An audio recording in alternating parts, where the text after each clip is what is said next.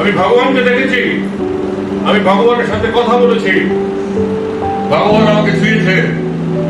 এই ভগবান এই সংস্থা পরিচালনা করেন, পরিষ্কার ভাবে ভগবান এই সংস্থা পরিচালনা করেন। আমাকে লোকে আমার নামটা ভুলে গেছে, আমি নিজেও আমার নামটা ভুলে গেছি। আমি আমার শালীর এখানে এসছে, শালীদের আমি বললাম অনেকদিন আমাকে দাদা কাকা কেউ কিছু ডাকে না, আমি ভুলেই গেছি এই সম্পর্ক। সবাই আমাকে আমার নাম ভুলে গেছে, আমার পরিচয় ভুলে গেছে, এমনকি আমার স্ত্রী পর্যন্ত আমাকে অবু বলে ডাকে না, আমাকে ভগবান বানিয়ে দিয়েছে সবাই মিলে। তো এর চেয়ে বড় হওয়া আমি তো জানি না, এর চেয়ে বড় হওয়া কাকে বলে। আমি তো বড় হতে চাইনি, এত বড় হতে চাইনি, এত কিছু আমি চাইনি। আমি গরিবের ছেলে, পড়াশোনাই করতে পারিনি ভালো করে, এত কিছু আমরা চাইনি। আপনারা নিজেরাই ভাবা উচিত, আপনারা তো কিন্তু বেশি পেয়ে গেছেন। কিন্তু আজকে আমাকে কেউ কাকু ডাকে না, আমাকে কেউ দাদা ডাকে না, আমাকে কেউ জামাইবাবু ডাকে না।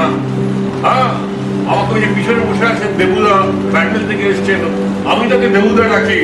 সে আমার যে বয়স্ক, আমাকে খুব ভালোবাসে, কিন্তু সেও আমাকে ভগবান ডাকে।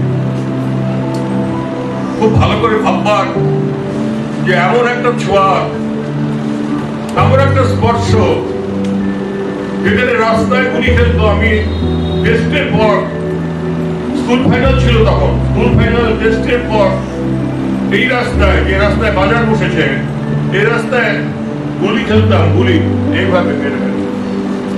তোমরা খেলেছি কিনা জানি না, আপনারা দেখেছেন আপনারা না, ওটাকে মার, ওটাকে মার।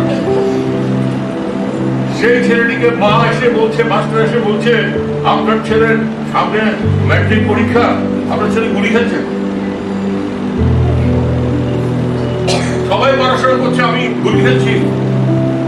আজকের আমি বেদ বেদান্ত নিয়ে কথা শুধু বলছি না, আমি বলছি আমি নির্বিকল্প সমাধি জানি, আমি বিশ্বের সৃষ্টির রহস্য জানি, আমি মৃত্যুর কথা জানি, আমি ভগবানকে দেখেছি, আমি ভগবানকে জানি, এই ভগবানকে চিনি।